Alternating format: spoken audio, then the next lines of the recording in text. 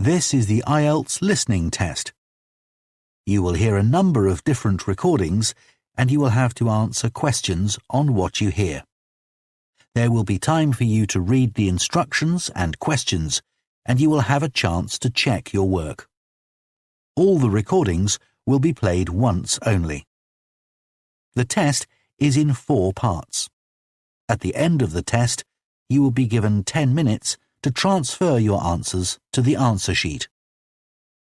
Now turn to Part 1.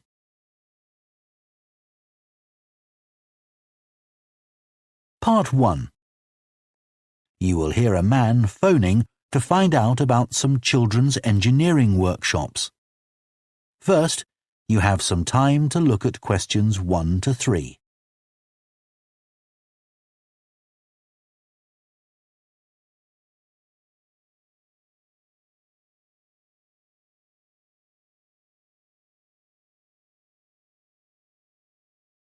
Now listen carefully and answer questions 1 to 3. Hello, Children's Engineering Workshops. Oh, hello. I wanted some information about the workshops in the school holidays. Sure. I have 2 daughters who are interested. The younger one's Lydia. She's 4. Do you take children as young as that? Yes. Our tiny engineers workshop is for 4 to 5-year-olds. What sorts of activities do they do? All sorts. For example, they work together to design a special cover that goes round an egg, so that when it's inside, they can drop it from a height and it doesn't break. Well, sometimes it does break, but that's part of the fun. Right.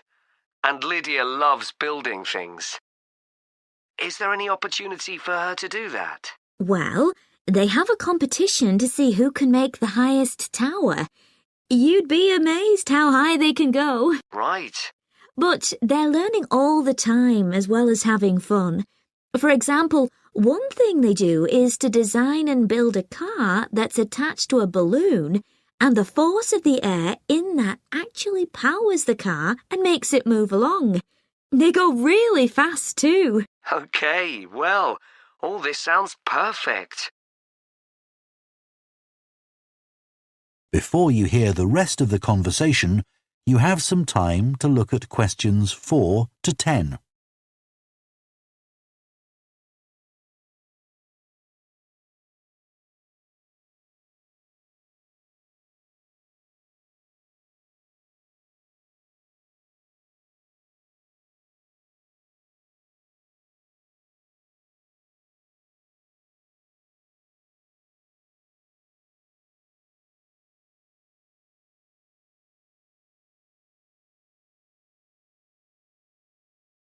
Now listen and answer questions 4 to 10.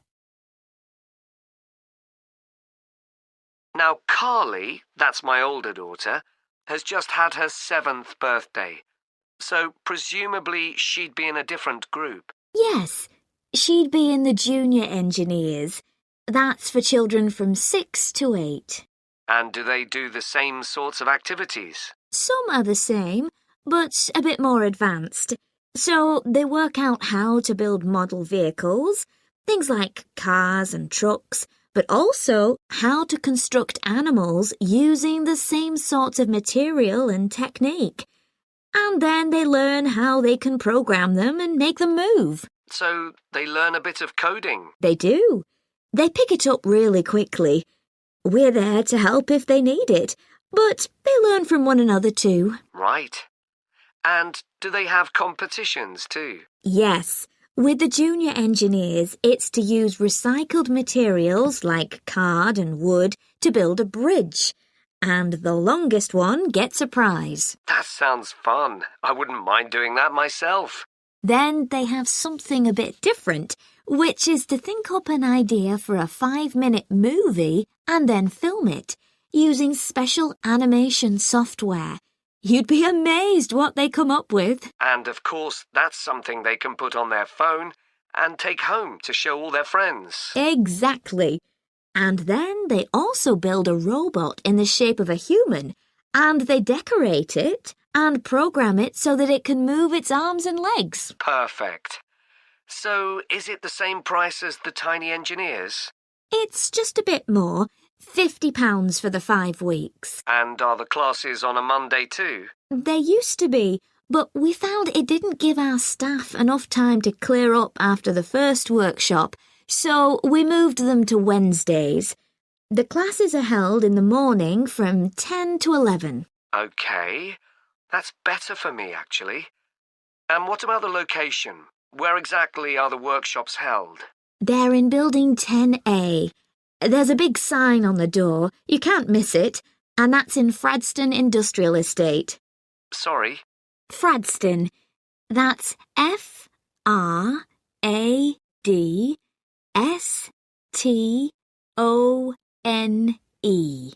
And that's in Grassford, isn't it? Yes, up past the station. And will I have any parking problems there? No, there's always plenty available. So, would you like to enrol Lydia and Carly now? OK. So, can I have your full name and... That is the end of Part 1. You now have half a minute to check your answers to Part 1.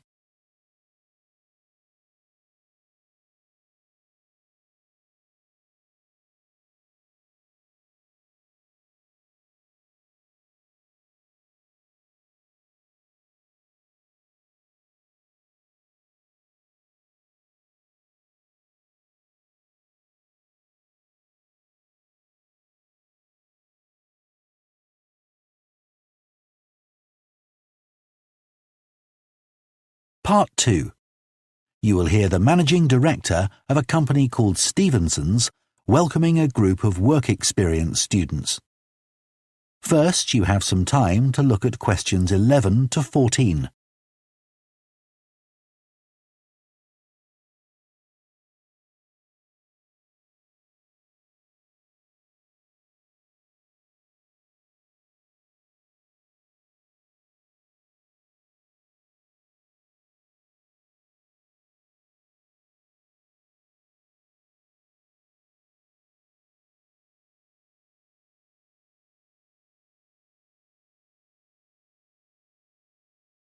Now listen carefully and answer questions 11 to 14.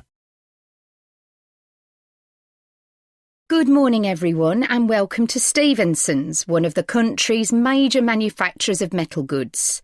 Thank you for choosing us for your 2 weeks of work experience. My name is Julia Simmons, and since the beginning of this year, I've been the managing director. Stevenson's is quite an old company. Like me, the founder, Ronald Stevenson, went into the steel industry when he left school. That was in 1923. He set up this company when he finished his apprenticeship in 1926, although he actually started making plans 2 years earlier, in 1924. He was a very determined young man. Stevenson's long-term plan was to manufacture components for the machine tools industry, although in fact that never came about, and for the automotive industry, that is cars and lorries. However, there was a delay of 5 years before that happened, because shortly before the company went into production, Stevenson was given the opportunity to make goods for hospitals and other players in the healthcare industry. So that's what we did for the first 5 years. Over the years, we've expanded the premises considerably. We were lucky that the site is big enough, so moving to a new location has never been necessary.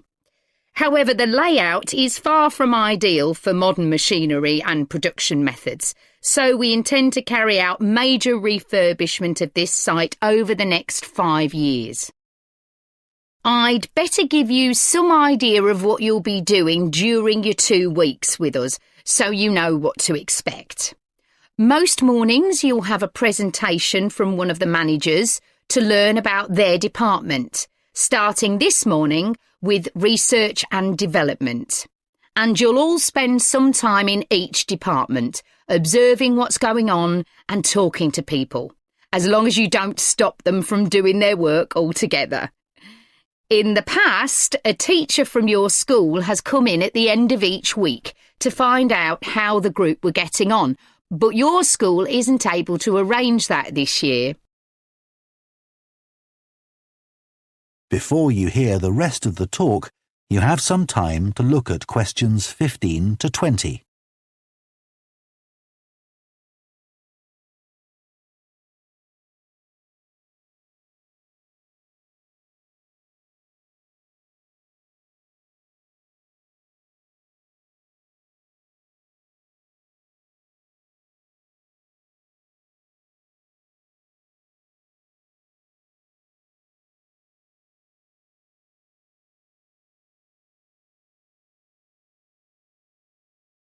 Now listen and answer questions 15 to 20.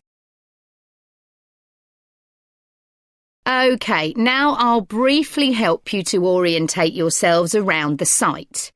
As you can see, we're in the reception area, which we try to make attractive and welcoming to visitors. There's a corridor running left from here, and if you go along that, the door facing you at the end is the entrance to the coffee room. This looks out onto the main road on one side and some trees on the other, and that'll be where you meet each morning. The factory is the very big room on the far side of the site. Next to it is the warehouse, which can be accessed by lorries going up the road to the turning area at the end. You can get to the warehouse by crossing to the far side of the courtyard, and then the door is on your right.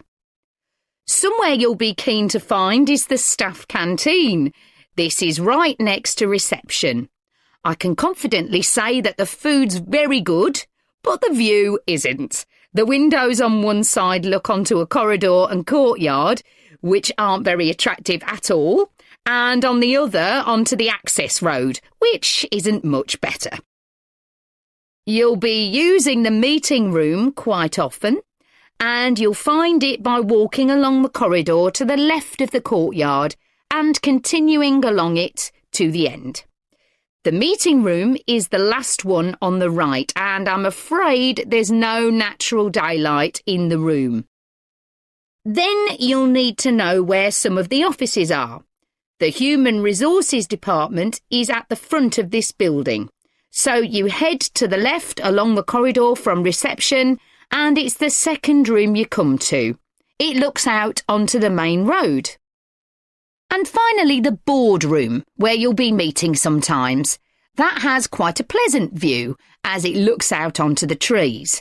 Go along the corridor past the courtyard, right to the end. The boardroom is on the left, next to the factory. OK, now, are there any questions before we move? That is the end of Part 2. You now have half a minute to check your answers to Part 2.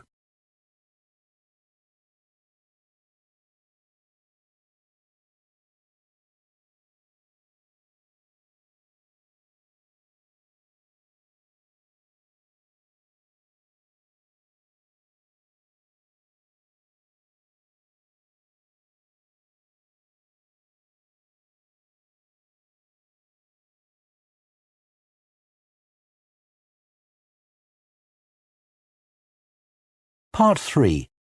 You will hear two students called Jess and Tom discussing their art projects. First, you have some time to look at questions 21 to 24.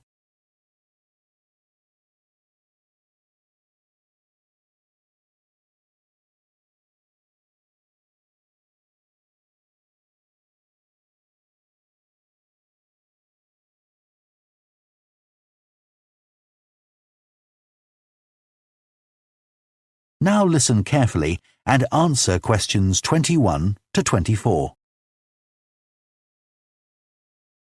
How are you getting on with your art project, Tom?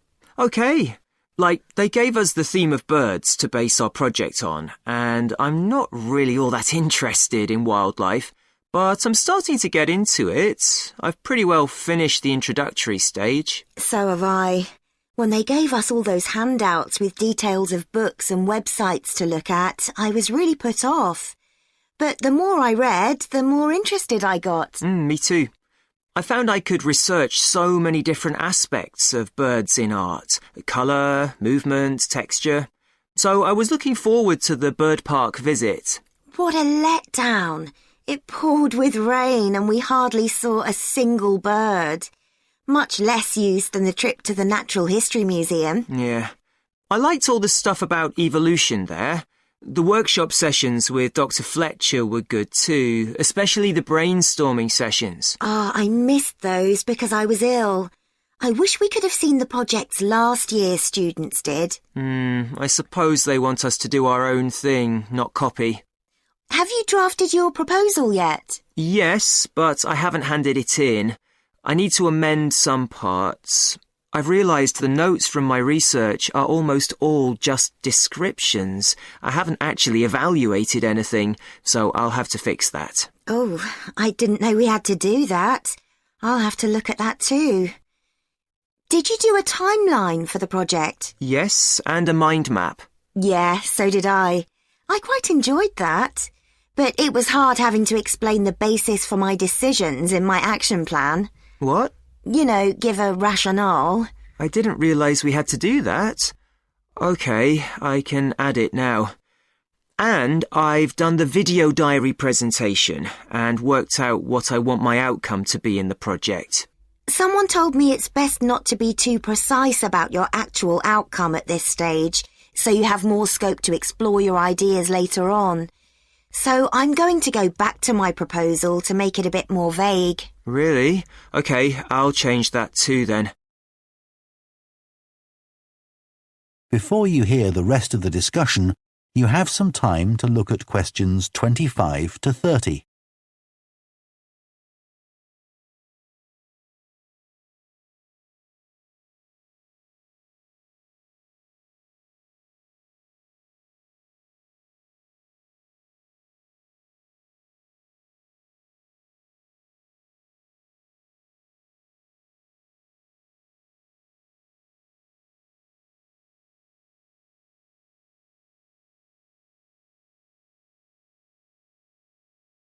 Now listen and answer questions 25 to 30. One part of the project I'm unsure about is where we choose some paintings of birds and say what they mean to us. Like, I chose a painting of a falcon by Landseer. I like it because the bird's standing there with his head turned to one side, but he seems to be staring straight at you. But I can't just say it's a bit scary, can I? You could talk about the possible danger suggested by the bird's look. Oh, OK. There's a picture of a fishhawk by Audubon I like. It's swooping over the water with a fish in its talons and with great black wings which take up most of the picture. So you could discuss it in relation to predators and food chains?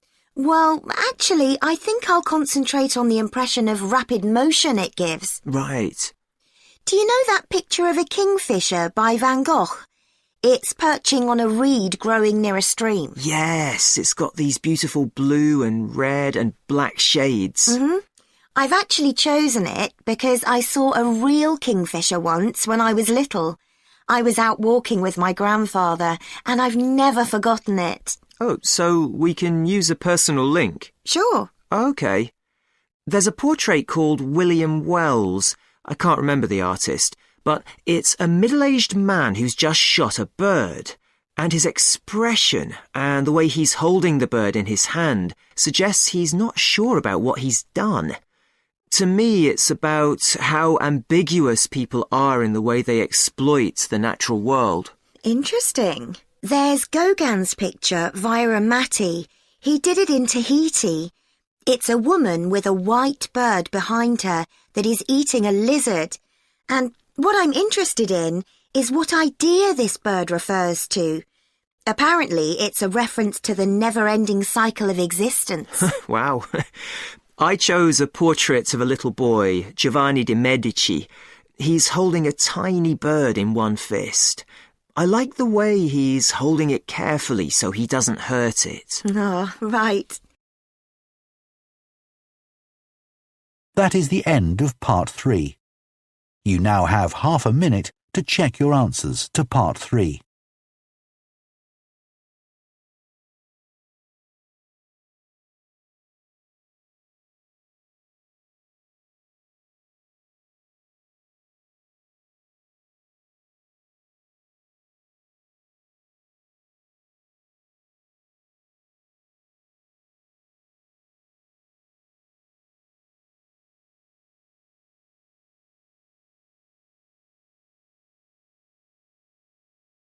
Part 4. You will hear a professor of philosophy giving a talk on the ancient philosophy of Stoicism. First, you have some time to look at questions 31 to 40.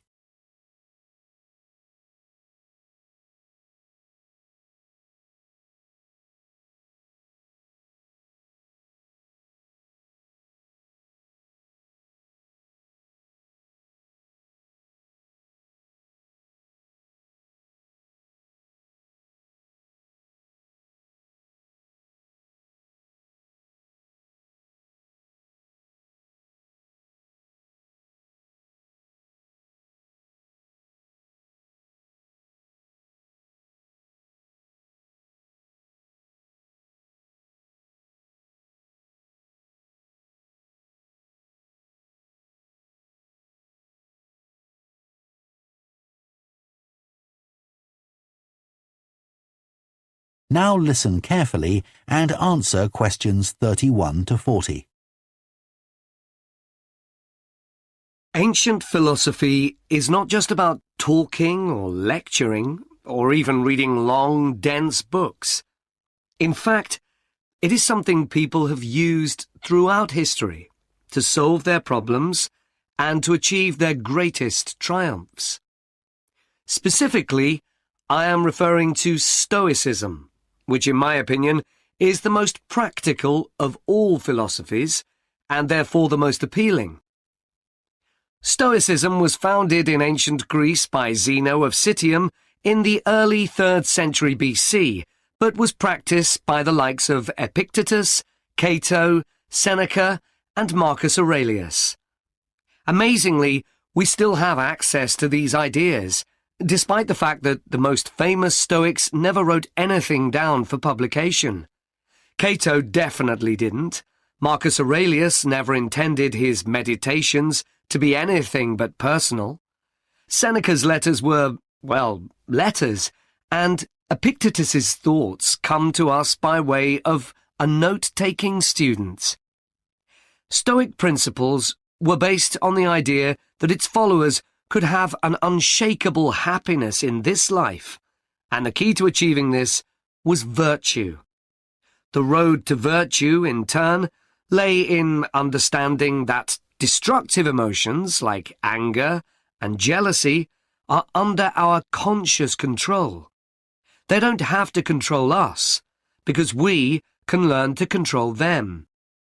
In the words of Epictetus, external events I cannot control, but the choices I make with regard to them I do control.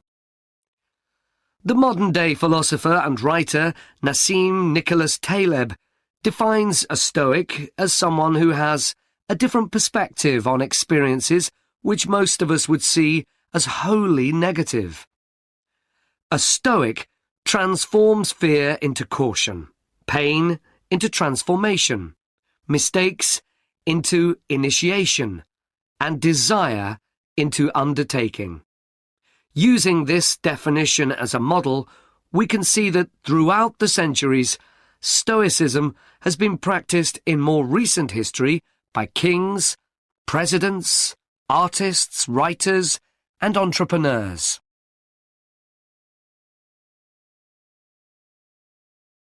The founding fathers of the United States were inspired by the philosophy. George Washington was introduced to Stoicism by his neighbours at age 17, and later put on a play based on the life of Cato to inspire his men. Thomas Jefferson kept a copy of Seneca beside his bed. Writers and artists have also been inspired by the Stoics. Eugene Delacroix, the renowned French Romantic artist, known best for his painting Liberty Leading the People, was an ardent Stoic, referring to it as his consoling religion. The economist Adam Smith's theories on capitalism were significantly influenced by the Stoicism that he studied as a schoolboy under a teacher who had translated Marcus Aurelius's works. Today's political leaders are no different, with many finding their inspiration from the ancient texts. Former US President Bill Clinton rereads Marcus Aurelius every single year, and many have compared former President Obama's calm leadership style to that of Cato. Wen Jiabao, the former Prime Minister of China, claims that Meditations is one of 2 books he travels with, and that he has read it more than 100 times over the course of his life. Stoicism had a profound influence on Albert Ellis, who invented cognitive behavior therapy, which is used to help people manage their problems by changing the way that they think and behave. It's most commonly used to treat depression. The idea is that we can take control of our lives by challenging the irrational beliefs that create our faulty thinking, symptoms, and behaviors by using logic instead. Stoicism has also become popular in the world of business. Stoic principles can build the resilience and state of mind required to overcome setbacks, because Stoics teach turning obstacles into opportunity, a lesson every business entrepreneur needs to learn. I would argue that studying Stoicism is as relevant today as it was 2,000 years ago, thanks to its brilliant insights into how to lead a good life. At the very root of the thinking, there is a very simple way of living. Control what you can and accept what you can't. This is not as easy as it sounds and will require considerable practice. It can take a lifetime to master. The Stoics also believed the most important foundation for a good and happy life is not money, fame, power, or pleasure, but having a disciplined and principled character, something which seems to resonate with many people today. That is the end of Part 4. You now have 1 minute to check your answers to Part 4.